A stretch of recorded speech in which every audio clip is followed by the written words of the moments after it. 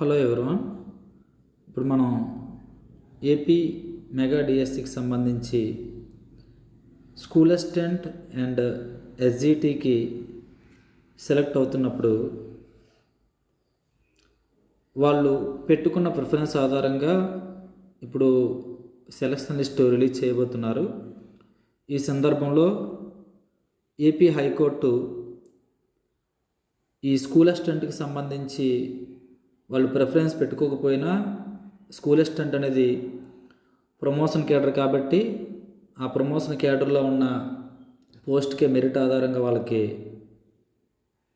Allow చేయండి అని చెప్పి రిట్ పిటిషన్ నెంబర్ 23487 ఆఫ్ 2025 ఆర్డర్లో తెలపడం జరిగింది. అయితే ఈ జడ్జిమెంట్లో సుప్రీంకోర్టు యొక్క మునుపటి జడ్జిమెంట్ని ప్రస్తావించడం జరిగింది. ఆ మునుపటి జడ్జిమెంట్ ఏంటంటే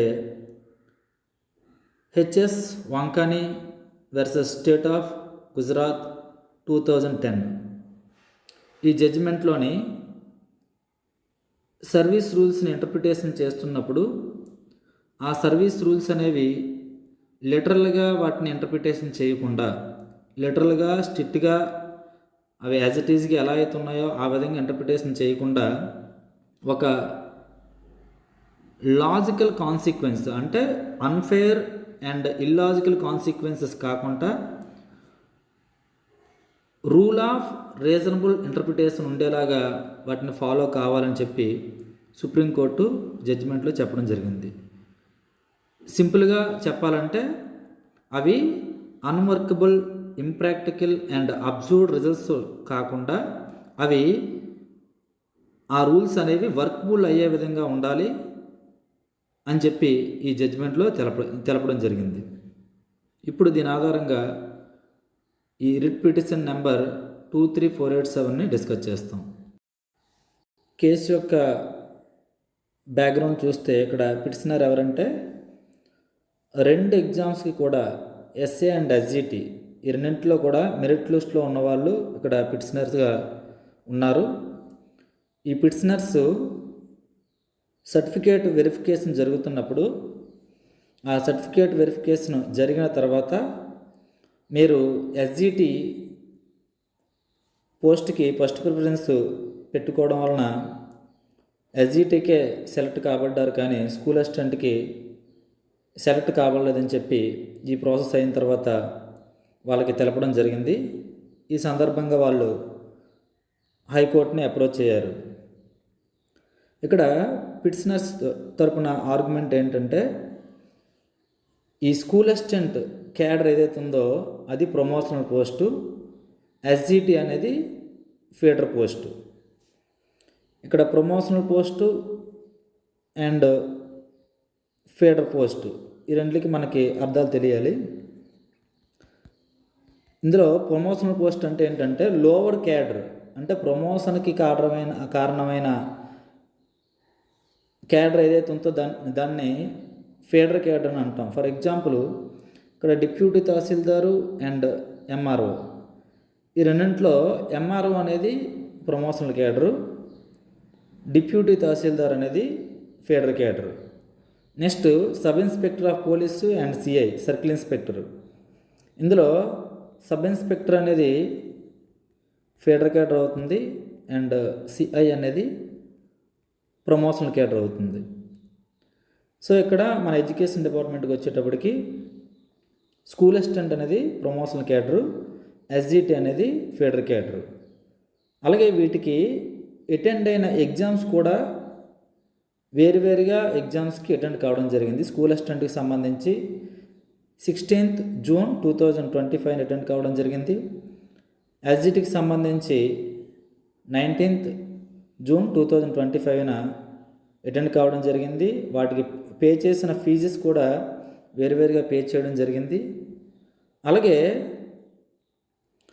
ఇందులో మెరిట్ ఏదైతే ఉందో ఆ మెరిట్ ఆధారంగానే సంబంధిత పోస్టుకి సెలెక్ట్ చేయబడాలి, కానీ మెరిట్ ఉన్న వ్యక్తిని కూడా పక్కన పెట్టి సెలెక్ట్ చేయకూడదని చెప్పి ఇక్కడ పిటిషనర్ యొక్క argument.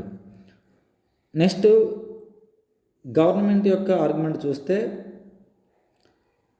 Andhra Pradesh teacher recruitment test rule number 10 ఏదైతే ఉందో ఆ రూల్ నెంబర్ 10లోని క్లియర్గా ప్రిఫరెన్స్ ఆర్డర్కి స్టిక్ అయి ఉండాలి అని చెప్పి పదే పదే తెలపడం జరిగిందని చెప్పి గవర్నమెంట్ చెప్పడం జరిగింది. ఇందులో ఒక ఎగ్జాంపుల్ కూడా అక్కడ మెన్షన్ చేసామని చెప్పి గవర్నమెంట్ వాదన. ఇక్కడ కోర్టు యొక్క రీజనింగ్ చూస్తే ముఖ్యంగా 3 మేజర్ ఇష్యూస్ కోర్టు చెప్తుంది. అందులో ఫస్ట్ది ఏంటంటే ఎస్జిటి వర్సెస్ స్కూల్ అసిస్టెంట్, అంటే federal cadre versus promotional post. ఈ రెండు కూడా వేరువేరు క్యాడర్లు కాబట్టి వేరువేరు క్యాడర్లకు ఉన్నప్పుడు ప్రిఫరెన్స్ ఏది పెట్టినప్పటికీ మెరిట్ ఆధారంగా ఆ క్యాండిడేటు దేంట్లోనైతే హయ్యర్ పోస్ట్కి సెలెక్ట్ అవుతాడో ఆ హయ్యర్ పోస్ట్లోనే అతను ఉంచాలని చెప్పి ఇక్కడ జడ్జిమెంటు ఇవ్వడం జరిగింది ఫస్ట్ ఇష్యూలోని. ఒకవేళ అలా కాకుండా ఆ స్కూల్ అసిస్టెంట్ని పక్కన పెట్టినట్లయితే మరొక స్కూల్ అసిస్టెంట్ ఇతని కన్నా తక్కువ మార్కులు వచ్చిన లేదా తక్కువ ర్యాంక్ వచ్చిన స్కూల్ అసిస్టెంట్ ఆ పోస్ట్కి సెలెక్ట్ అవడానికి అవకాశం ఉంటుంది. కాబట్టి ఇది మెరిట్కి అగైనెస్ట్గా జరుగుతుందని చెప్పి ఇక్కడ పాయింట్ 1ని రైజ్ చేయడం జరిగింది. నెక్స్ట్ రూల్ నెంబర్ 10ని ఏ విధంగా చెప్తుందంటే ఇక్కడ స్కూల్ అసిస్టెంట్ అండ్ ఎస్జిటి ఈ రెండు కూడా వేరువేరు క్యాడర్స్. ఇప్పుడు స్కూల్ అసిస్టెంట్, టీజీటీ, పీజీటీ ఇవన్నీ కూడా ఒకే క్యాడర్లోకి వస్తాయి. School assistant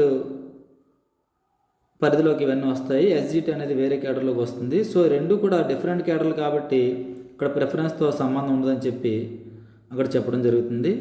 next third issue ఏంటంటే మెరిట్ ఆధారంగానే సెలక్షన్ అనేది జరగాలని చెప్పి ఈ 3 ఇష్యూస్లోని ఈ హైకోర్టు క్లెయిమ్ చేస్తుంది దాని యొక్క వాదనని. నెక్స్ట్ ఫైనల్ డెసిజన్ ఏంటంటే కోర్టు డెఫినెట్గా వాళ్ళ యొక్క రైట్ ఏదైతే ఉందో స్కూల్ అసిస్టెంట్ పోస్ట్కి దానికే సెలెక్ట్ అయ్యేలాగా చేయాలని చెప్పి కోర్టు అలౌ చేసింది. అలా కాకపోతే అది ఇల్లీగల్ అండ్ అన్సస్టైనబుల్ అవుతుందని చెప్పి చెప్పడం జరిగింది. దీని తర్వాత కీ టేక్అవేస్ ఏంటంటే కోర్టు ఇచ్చిన తీర్పులోని మెరిట్కి ప్రిఫరెన్స్ ఆధారంగా మెరిట్కి ఇంపార్టెన్స్ ఇవ్వడం జరిగింది. రెండోది రూల్ నెంబర్ 10 అనేది ఫెడరల్ క్యాడర్కి అండ్ ప్రమోషనల్ క్యాడర్కి వర్తించదు. నెక్స్ట్ ఇక్కడ హాజరైన ఎగ్జామ్స్ కూడా separate exams and separate rights ఉంటాయి కాబట్టి ఇది అప్లికేబుల్ కాదు రూల్ నెంబర్ 10 అనేది. దీనివల్ల ఫ్యూచర్ ఇంప్లికేషన్ చూస్తే ప్రిఫరెన్స్ ఏది పెట్టినప్పటికీ మెరిటోరియస్ క్యాండిడేట్కే ఈ స్కూల్ అసిస్టెంట్ పోస్ట్ని ఇవ్వడం జరుగుతుంది అని చెప్పి ఇక్కడ ఫ్యూచర్ ఇంప్లికేషన్స్లోని మనకి ఇవ్వడం జరిగింది. నెక్స్ట్ అడ్మినిస్ట్రేటివ్ కరెక్షన్లోని దీని గురించి డీటెయిల్గా ఎటువంటి డిస్ప్యూట్స్ లేకుండా గైడ్లైన్స్ ఇవ్వడానికి ఫ్యూచర్ రిక్రూట్మెంట్స్లోని అవకాశం ఉంటుంది. ఇది AP high court writ petition number 23481 of 2025 యొక్క ఆర్డర్. Thank you.